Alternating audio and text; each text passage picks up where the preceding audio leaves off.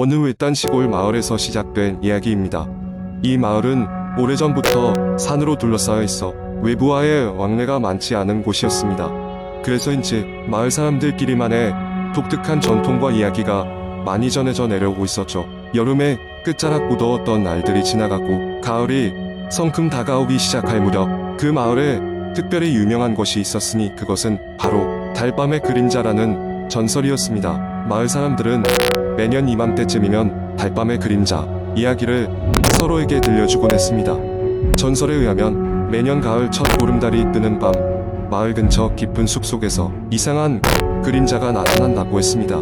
그 그림자는 사람의 형태를 하고 있지만 분명 사람은 아니었습니다. 마을 노인들은 그 그림자가 오래전 마을에서 사라진 사람들의 영혼이라고 믿었습니다. 특히 복수하지 못하고 이승을 떠도는 원한 어린 영혼들이라며 무섭게 이야기를 전하곤 했습니다. 이런 전설을 무시하곤 하던 젊은이들이 있었으니 그중 한 명인 준호는 친구들과 함께 숲속으로 모험을 떠나기로 결심했습니다. 보름달이 하루 이틀 남았던 날 그들은 숲으로 들어가기 전 만반의 준비를 마쳤습니다. 텐트와 음식, 손전등과 주거 배터리까지 챙기고서 말이죠. 첫날 밤 아무 일도 일어나지 않았습니다. 친구들은 서로에게 용기를 주고받으며 자신들이 여느 때처럼 평화롭게 돌아갈 수 있을 것이라 자신했습니다. 하지만 준호는 어디선가 느껴지는 묘한 기운에 신경이 쓰였습니다. 마치 누군가가 자신들을 지켜보고 있는 듯한 기분이었죠. 그리고 드디어 보름달이 뜨는 밤 그들은 숲 깊숙한 곳에 자리를 잡고 앉았습니다. 전설에 대한 호기심이 그들의 눈을 반짝이게 했지만 역시나 처음엔 아무 일도 일어나지 않았습니다. 그러나 자정을 넘길 무렵 불현듯 숲속에 이상한 소리가 들려오기 시작했습니다. 쓱쓱 마치 마른 나뭇가지나 잔풀들을 스치는 소리 같기도 하고 누군가가 나뭇잎 위를 걷는 발소리 같기도 했습니다. 그런데 그것이 그저 바람 때문인 것 같지 않다는 생각이 들기 시작하자 친구들은 조금씩 두려움을 느끼기 시작했습니다. 뭐지? 누군가가 속삭였습니다. 그 순간 주변이 불현듯 싸늘해지고 텐트 저편에서 얼음처럼 차가운 기운이 느껴졌습니다. 그들이 두려움을 감추지 못하고 주위를 둘러보는 순간 한 친구가 갑자기 소리쳤습니다. 저기 모두의 시선이 한 곳으로 향하는데 거기에는 정말로 그림자가 있었습니다. 하지만 분명히 사람 형체인데 그 모습은 이질적이었습니다. 흰 영혼의 모습이었고 표현할 수 없는 슬픔과 분노가 얽혀있는 듯 했습니다. 준호는 갑작스레 심장이 빠르게 뛰기 시작했고 절대 움직일 수 없을 것 같은 두려움에 사로잡혔습니다. 그때 그림자는 아주 천천히 다가오기 시작했습니다. 사람의 형체를 했지만 걸음걸이는 부자연스러웠고 준호는 친구들과 함께 텐트를 배경으로 뒤로 물러섰습니다. 그리고 그 순간 그림자의 입에서 들려오는 소리, 없는 외침이 들리기 시작했습니다. 돌아가. 한 친구가 참지 못하고 뒤돌아 그대로 숲 밖으로 달리기 시작했습니다. 준호는 친구를 쫓아 함께 달렸고 남아있던 두 친구도 숨가쁘게 뒤를 따랐습니다. 그들은 끝없는 숲속을 내달리며 두려움에 몸을 떨었습니다. 그리고 드디어 마을 어귀에 도착했을 때 그들은 멈춰서서 뒤를 돌아보았습니다. 숲을 뒤로하고 굽어져 있는 길 너머로 그림자의 흔적은 보이지 않았습니다. 그 자리엔 정막만이 감돌고 있었죠. 마을 사람들은 그들의 이야기에 크게 놀랐고 마을의 노인들은 그 이야기를 들으며 의미심장한 미소를 지었습니다. 그리고 조용히 그들에게 말했습니다. 달밤의 그림자는 여러분에게 경고를 남긴 것입니다. 다시는 그 숲으로 들어가지 마세요. 그 이래로 준호와 그의 친구들은 다시는 숲으로 들어가지 않았습니다. 마을에서는 그저 전설로만 남아있던 달밤의 그림자 이야기가 실제로 있었다는 소문이 퍼지게 되었고 그로 인해 마을의 전설은 더더욱 공고해졌습니다. 지나도 이 이야기는 마을을 떠도는 공포썰로 기억되었습니다. 이 이야기는 전해 내려오는 전설과도 같은 이야기지만 그날 밤 준호와 그의 친구들이 느꼈던 공포는 그들의 기억 속에 영원히 남았던 것입니다. 두 번째 이야기. 이 이야기는 한 시골 지역에 위치한 오래된 대학교의 낡은 기숙사에서 시작됩니다. 이 대학은 역사 깊은 캠퍼스와 아름다운 자연 경관으로 유명했지만 기숙사에 얽힌 무시무시한 소문 때문에 학생들과 지역 주민들 사이에서 공포의 대상으로 알려져 있었습니다.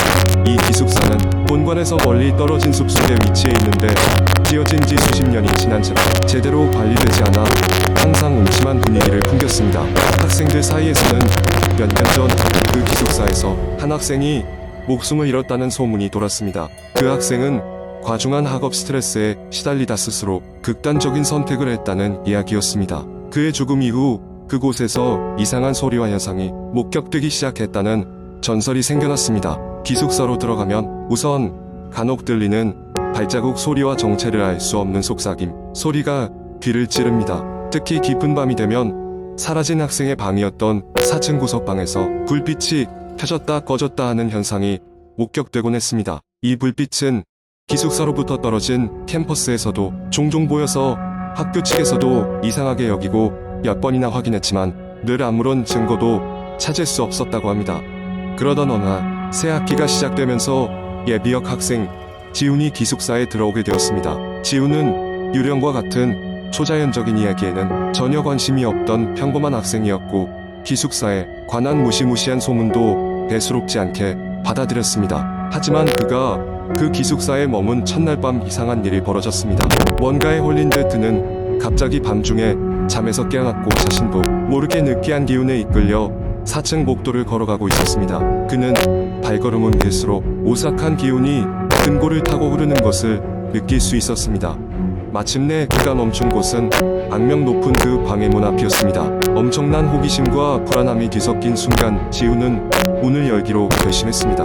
문은 놀랍게도 아무런 저항 없이 열렸습니다. 방 안은 의외로 평범하지만 이상하게도 매우 차가운 느낌이 들었습니다. 지훈은 방을 둘러보며 아무런 특이점을 찾지 못했습니다. 그는 조금 안도하며 방을 나서려 하던 순간 뒤에서 문이 쾅 닫히는 소리가 들렸습니다. 깜짝 놀란 그는 빠르게 돌아섰지만 방 안에는 그 외에 아무도 없었습니다. 그런데 갑자기 그의 귀가에 속삭임이 들려왔습니다. 왜 날 떠나지 못하게 하는 거야? 그 소리는 분명 자신의 바로 뒤에서 들려왔지만 순간적인 두려움에 지훈은 얼어붙었습니다. 정신을 차린 후 그는 방에서 빠져나와 자신의 방으로 달려가려 했지만 복도를 지나갈 때마다 불빛은 깜빡였고 이상한 울음소리와 같은 소리가 계속해서 들려왔습니다. 그의 머릿속은 혼란스러움과 두려움으로 가득 찼지만 그는 간신히 자신의 방에 도착할 수 있었습니다. 그날 이후 지훈은 밤마다 악몽에 시달리며 기숙사 생활 내내 불안에 시달리게 되었습니다. 아무리 놓치려 해도 그날의 기묘한 경험은 그의 머릿속에서 떠나지 않았습니다. 그리고 결국 기숙사를 떠나기 전 그는 마지막으로 용기 내어 학교의 오래된 기록을 찾아보게 되었고 충격적인 사실을 알게 됩니다. 기숙사에 얽힌 전설은 단순한 이야기가 아니었습니다. 그 방에서 목숨을 잃은 학생은 실종된 것으로 처리되었지만 사실은 그 방에서 조용히 생을 마감했다고 합니다.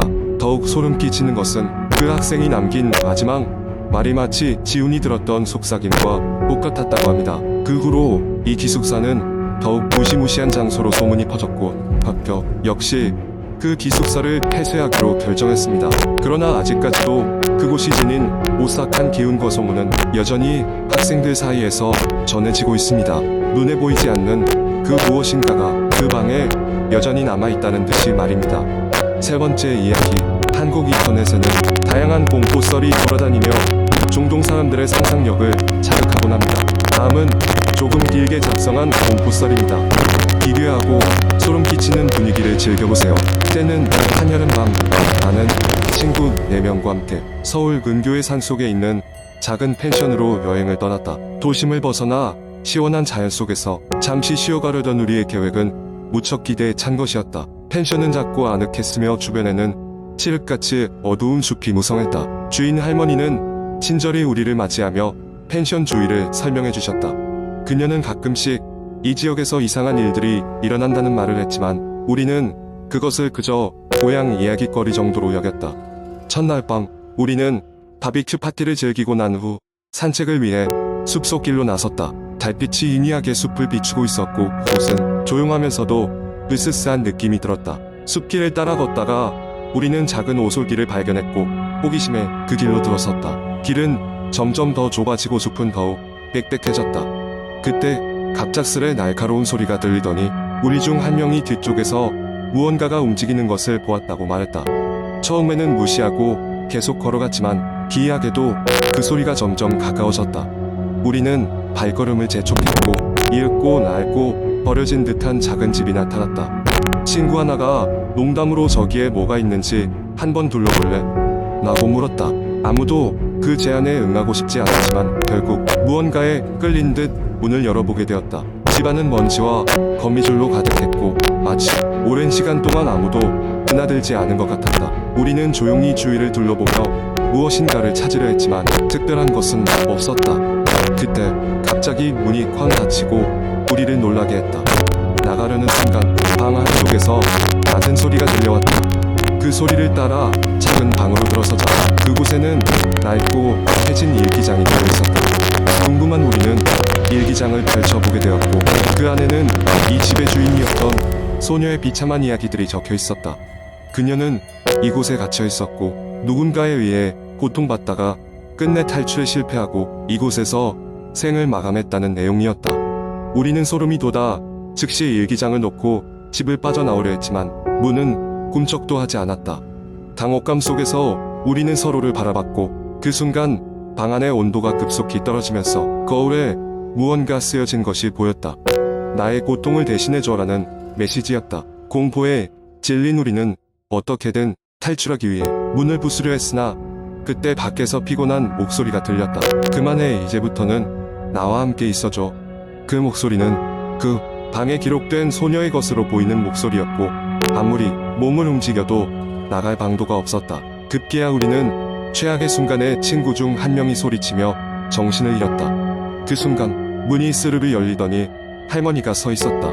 그녀는 나지막한 목소리로 그 일기장을 읽지 말았어야 했어. 이제 이곳을 떠나가 고 경고했다. 우리는 혼란에 빠진 채로 비틀거리며 집을 빠져나왔다. 달빛 아래로 질주하며 숲을 벗어났고 이 일이 무슨 사건이었는지에 대한 의문을 풀지 못한 채 펜션으로 돌아왔다.